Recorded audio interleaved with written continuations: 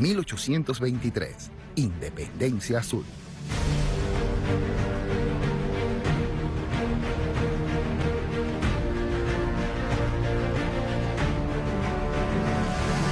Simón Bolívar avanza al sur construyendo una gran nación, la República de Colombia.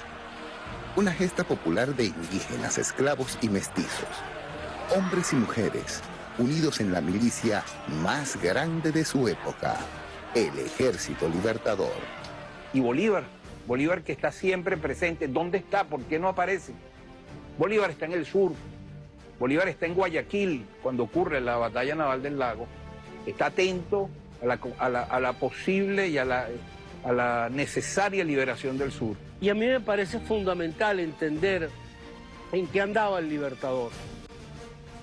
La batalla se da, por esas casualidades de la vida, en su cumpleaños número 40. Y él está en Guayaquil, en lo que hoy es Ecuador. ¿Y qué quiere Bolívar? Bolívar está pendiente del Congreso peruano, que está decidiendo el futuro del Perú. Bolívar sabe, como no lo saben los demás, y yo siempre insisto en esto, la grandeza de Bolívar está precisamente en tener esa visión estratégica que los demás no tenían. Porque alguna gente piensa que el Libertador estaría como un escritorio esperando la noticia. Bolívar estuvo muy pendiente y en enero del 23 en una comunicación al vicepresidente dice por el Istmo vuelo, o sea, se venía por Panamá a enfrentar directamente a Morales porque él sabía el peligro que significaba Morales con una fuerza como la que tenía ahí en el lago. Bolívar está en Guayaquil esperando que el Congreso peruano haga lo que va a hacer en muy pocos días, semanas apenas, que es decirle, Bolívar, venga a defendernos, venga a defender la libertad de un continente. Es decir, Bolívar está viendo más allá de Maracaibo, está viendo más allá de Carabobo, está viendo hacia un continente, está viendo hacia la libertad amplia de probablemente una porción de la humanidad importantísima que merecía vivir con soberanía y en república. Pero Bolívar la semana antes estaba librando la batalla de Ibarra, en las sabanas de Ibarra, que es la batalla que esa sí selló la independencia de la actual República de Ecuador frente a los fanáticos realistas de Pasto que venían a destrozar Quito. Y va a ser aproximadamente 2 meses después, en septiembre, hacia el 10 de septiembre, por allí, cuando Bolívar recibe la noticia de que en su tierra, en el lago de Maracaibo, ha ocurrido una batalla que ha confirmado la derrota del Imperio Español aquí en Venezuela y en Colombia. Bolívar entiende que él tiene que sacar al ejército español de Perú, que si ese ejército del virrey no es derrotado, la independencia de América toda está en juego. Él siente que ha dejado Venezuela en buenas manos. Ahí están las manos de Urdaneta, están las manos de Sublet, de Páez, de Montilla. Y gran parte de sus esperanzas y su estrategia está puesta en un refuerzo que debe llegar de Colombia. Se lo pide a Santander constantemente.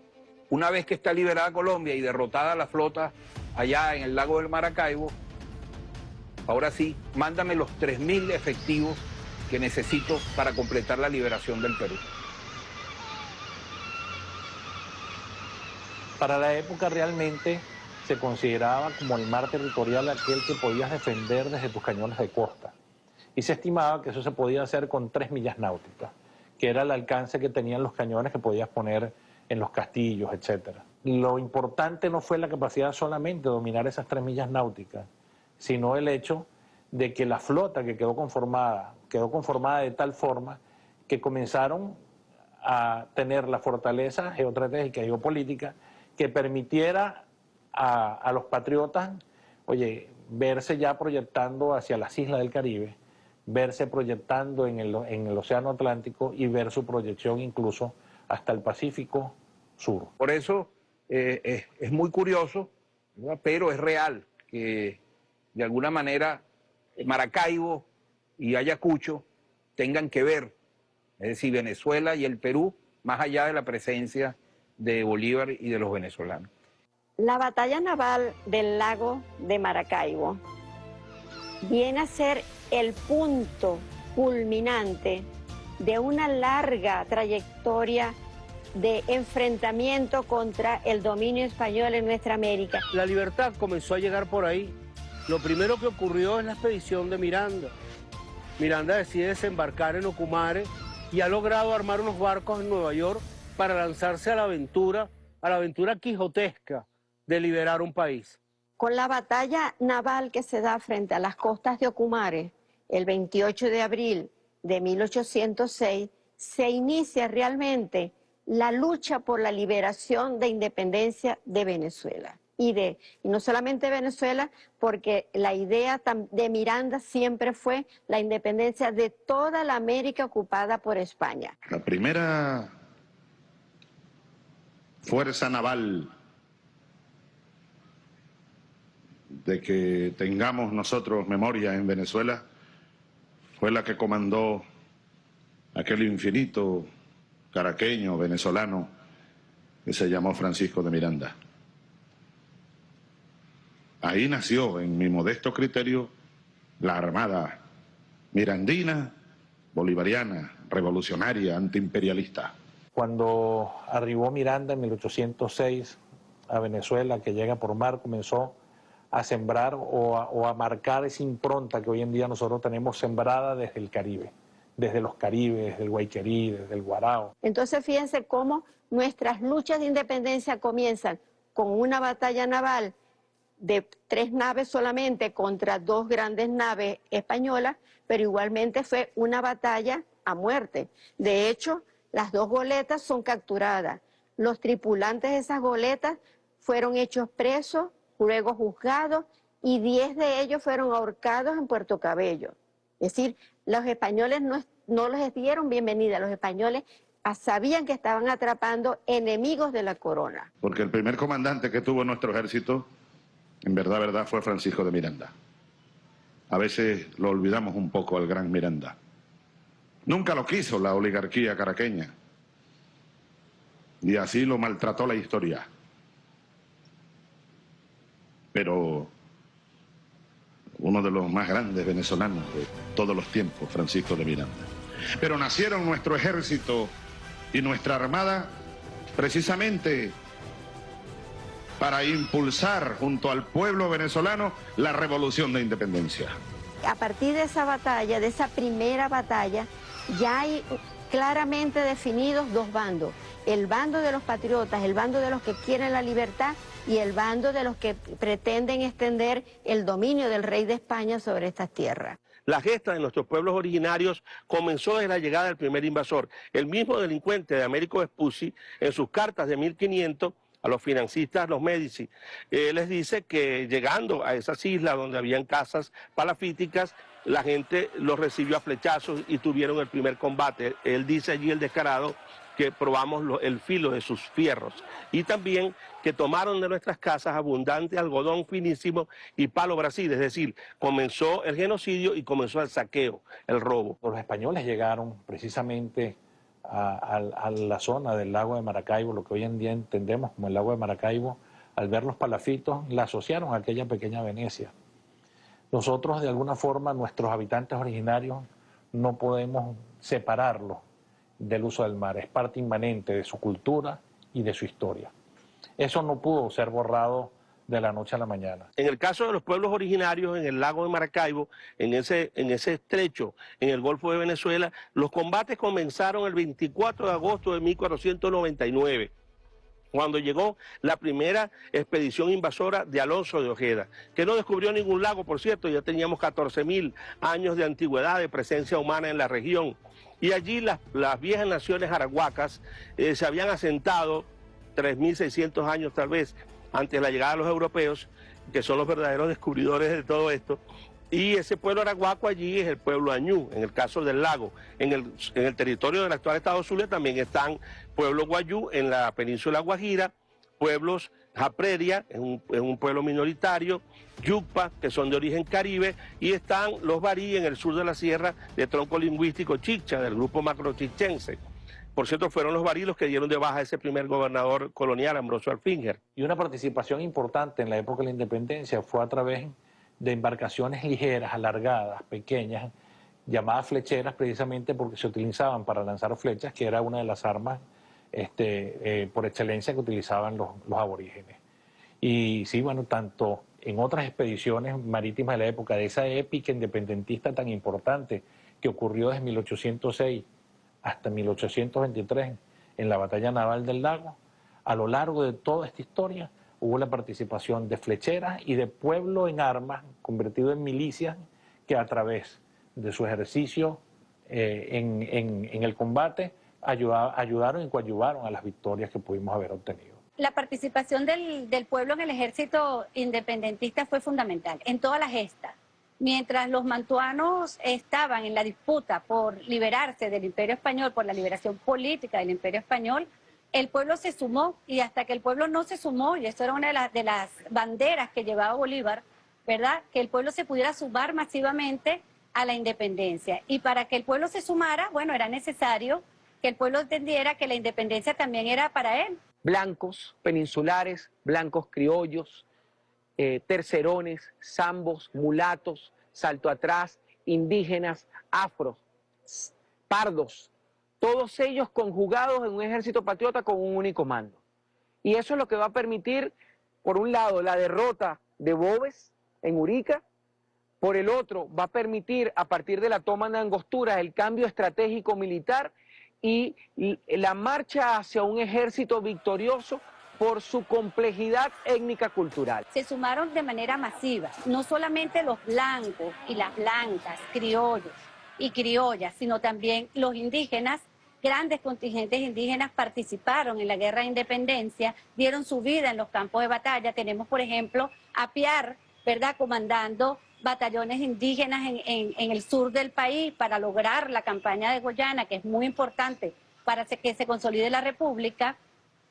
Tenemos a Páez, ¿verdad?, con los lanceros, pardos, negros, zambos, que entendieron que esta era su lucha, que esta era su guerra. En 1817, cuando Bolívar toma la provincia de Guayana, este contingente, por decirlo así, de indígenas, de nuestros pueblos originarios, facilitó muchísimo esa toma, indicándole los caminos, ayudando a pasar las tropas en el río de Orinoco, con sus canoas, ¿verdad?, facilitando el desplazamiento de las tropas. Las milicias marineras fueron producto de una preparación que se hizo a nivel de nuestra República de Colombia desde ese 1822, precisamente el 22 de julio de 1822, hubo un decreto de la República de Colombia donde se establece la creación no solamente de las milicias marineras de toda la Gran Colombia, sino también se estableció la creación de la infantería marina de toda la Gran Colombia. Y esto nos da a demostrar, viendo la historia nuevamente desde un punto de vista más holístico, más integral, que nuestra república se estaba preparando para la batalla definitiva de 1823. La milicia bolivariana ha sido uno de los ejércitos más antiguos desde la época de nuestros libertarios y de nuestros héroes y heroínas de la patria. En estos momentos hay un fuerte enlace porque aún continúa el pueblo preparándose, entrenándose y organizándose para la defensa integral de la nación. Que ya la Fuerza Armada no es un cuerpo esencialmente profesional, porque esa es la concepción gringa. Cuerpos esencialmente profesionales, ¿para qué? Para desenraizarlos del pueblo, para elitizarlos. Que los cuadros militares de mando y de jefatura serán profesionales, seguirán siéndolo, claro que sí. Pero las tropas, y ahora con las milicias populares, le dan a la Fuerza Armada nueva un carácter eminentemente popular. Siempre tuvieron un rol importante nuestras milicias en apoyar a las fuerzas patriotas, tanto de tierra como de mar. No había distinción en ese momento. Era una operación casi conjunta, como lo conocemos hoy en día. Trasladaban pertrechos, trasladaban municiones de manera sigilosa, colaboraban con la atención de nuestros heridos, se sumaron a las fuerzas regulares. Es la milicia, es el pueblo en armas, es ese pueblo que antes era corsario, que era pirata, que era perseguido por el Estado español, el que le va a dar la ventaja a Padilla para hacer posible el triunfo estratégico, la derrota de la Armada Española y la primera capitulación en territorio venezolano de esa armada. Esa operación es una operación perfecta, mar y tierra. Entonces no es de extrañar que estuviéramos también, por supuesto, los que resistimos, Aniañú Tiayé, quiere decir, aquí estamos aún los añú, en la batalla del lago. Por eso incluso los autores españoles, en su discurso racista, supremacista, dicen, unos indios que habían nacido en esas orillas y que conocían el lago desde niños, le dieron la idea a Montilla de meter la flota en el lago. Y así fue. Y por eso tuvimos la mejor estrategia y por eso ganamos. En los hechos de la batalla naval del lago, ¿verdad?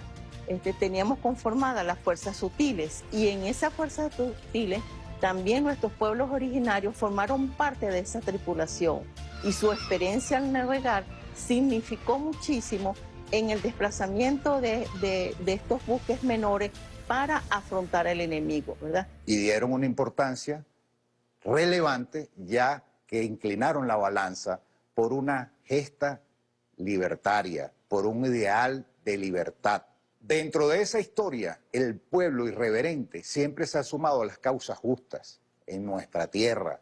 Esa es nuestra herencia, ese es nuestro legado. Cuando vemos, por lo tanto, entonces, cómo fue el diseño estratégico de la batalla del lago, tenemos que comprender ese elemento.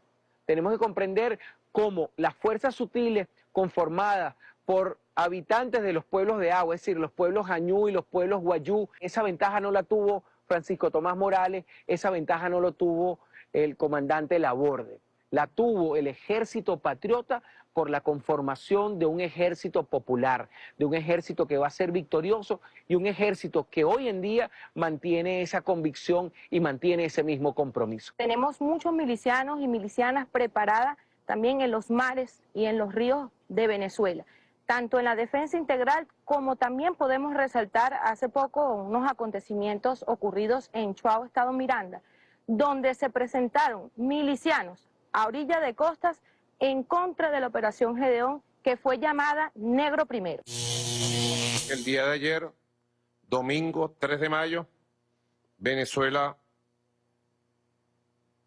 enfrentó el intento de una incursión marítima de un grupo de mercenarios y terroristas entrenados en territorio colombiano bajo el financiamiento y el apoyo del gobierno de Estados Unidos para asaltar Venezuela e intentar matarme. Ese grupo de terroristas fue enfrentado por la Unión Cívico-Militar Policial. What were the objectives of the mission? Obtain specific targets and to, I think, get Maduro. Este marín norteamericano capturado por la Operación Negro Primero. Adelante. Who commands Jordan? President Donald Trump. What will be your reaction if irregular forces entered in your country in order to assassinate the president? That would probably mean more war. Y la Operación Negro Primero Aplastamiento del enemigo continúa como una operación conjunta, perfecta, cívico-militar policial, yunque martillo.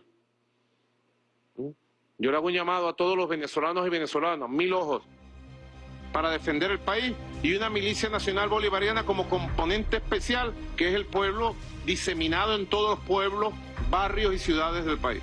Estamos preparados porque nosotros somos hombres de paz.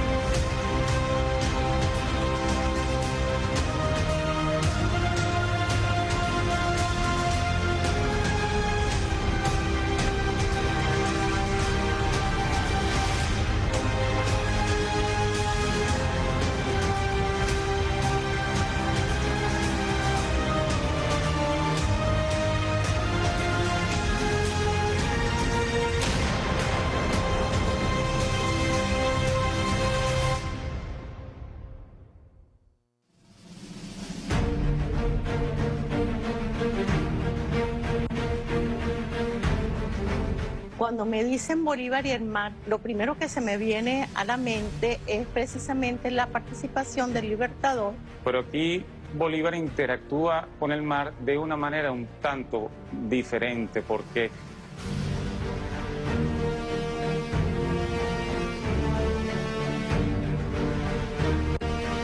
no nos olvidemos que cuando Bolívar está refugiado en Jamaica y de Jamaica va a Haití, es a través del mar. Como la expedición de los Cayos, y él sabía la importancia que representaba el mar.